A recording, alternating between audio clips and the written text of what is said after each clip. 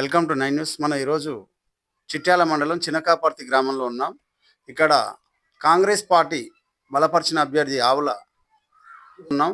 ఈ గ్రామంలోని సమస్యలు మరియు వారు గెలిస్తే ఈ ఊరిని ఏ విధంగా డెవలప్ చేస్తారనేది మనం వారి మాటల్లో తెలుసుకుందాం. నమస్కారం సార్. నా పేరు ఆవుల సుందరయ్య. చిన్నకాపర్తి సర్పంచి కాంగ్రెస్ పార్టీ బలపరిచిన అభ్యర్థిని. నా గుర్తొచ్చేసి వంగరం, సీరియల్ నెంబర్ 1. నేను మా ఊర్లో ఉన్న సమస్యలు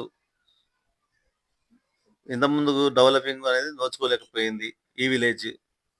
గత పాలకులకు ఇప్పుడు నాకు కొంచెం కొత్త తరంగా చూపిద్దామని నేను అనుకుంటున్నా. ఎందుకంటే నాకు ఎమ్మెల్యే సహకారంతో ఒక 15 సంవత్సరాల రాజకీయంలో ఉన్నా కాబట్టి ఈ ఊర్లో ఉన్న డెవలప్మెంట్ కొంచెం అవగాహనతోటి చేద్దాం అనుకుంటున్నాం.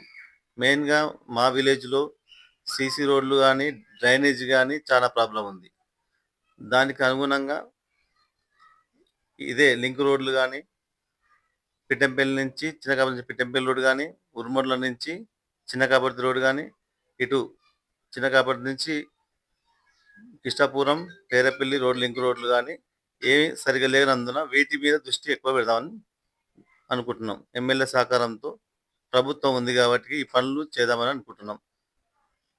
ముఖ్యంగా డ్రైనేజీ కానీ వాటర్ సమస్య మా ఊర్లో వాటర్ సమస్య అంటూ తక్కువనే ఉంటుంది. ఎందుకంటే దానికి ఇట్లా సరైన లింకుల గేట్ వాల్స్ కానీ ఒకేసారి ఒకే వేళ లేకుండా ఒక 3-4 గేట్ వాళ్ళు ఒకేసారి ఏరియాకు పంపించి సాగనీరు అనేవి డైరెక్ట్ ఇంటింటికి సాగర్ నీళ్లు నల్ల ద్వారా ఇవ్వాలని అనుకుంటున్నాం. ఇంకా మన పిహెచ్సి సెంటర్ ప్రాథమిక ఆరోగ్య కేంద్రాలు అలాంటివి మన రీసెంట్గా ఒక 4 months బ్యాక్ అంగన్వాడీ స్కూల్ భవనం ఓపెనింగ్ శంకుస్థాపన చేపించినాం. భూమి పూజ అదే పిహెచ్ సెంటర్ ఇట్లా భూమి పూజ చేయించినాం. ఆ పనులు జరుగుతున్నాయి. స్టార్ట్ చేసిన యువతకు సంబంధించి అంటే పాఠశాల భవనాలు కానీ అవన్నీ ఓకే ఉన్నాయా చూడ అంటే ఇప్పుడు మేము గెలిచినాక ఫస్ట్ బాధ్యత విద్యకి ఆరోగ్యపరంగా దాని దాని వెసులుబాటు కోసమే ముఖ్య పాయింట్స్ తోటి వెళ్తున్నాం. ఎప్పుడో పురాతనమైన భవనం మా హై స్కూల్ దాదాపు నేను చదువుకుంది అలానే అవి చితలావస్థకు వచ్చినాయి.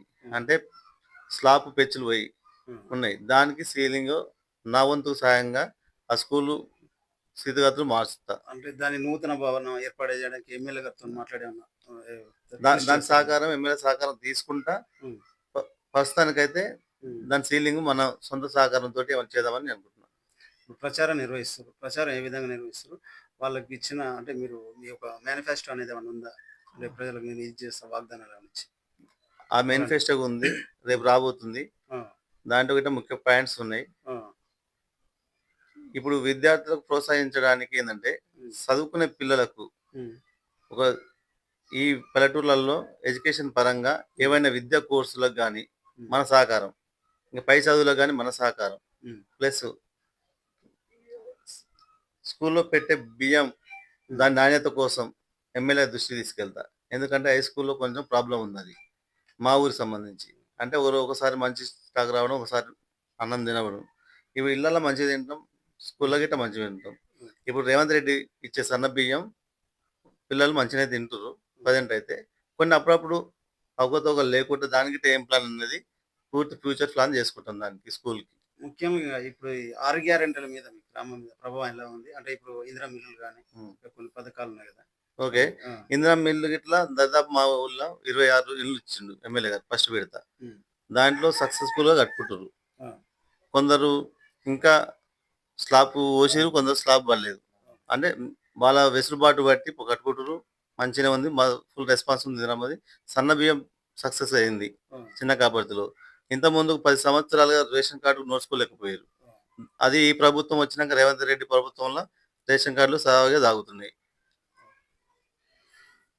కాంగ్రెస్ పార్టీ సంక్షేమ పథకాలే మమ్మల్ని గెలిపిస్తాయని వారు అంటున్నారు.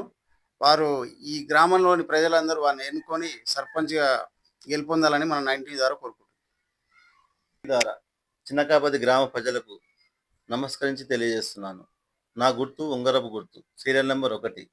మీరు భారీ మేరతో గెలిపిస్తారని ఆత్మవిశ్వాసం ఉంది నాకు. నా మీద ఉంచిన విశ్వాసాన్ని నేను విజయవంతం చేసి చూపిస్తానని ఈ చిన్న కాపర్తి గ్రామ ప్రజలకు 9 టీవీ తరపున తెలియజేసుకుంటున్నాను.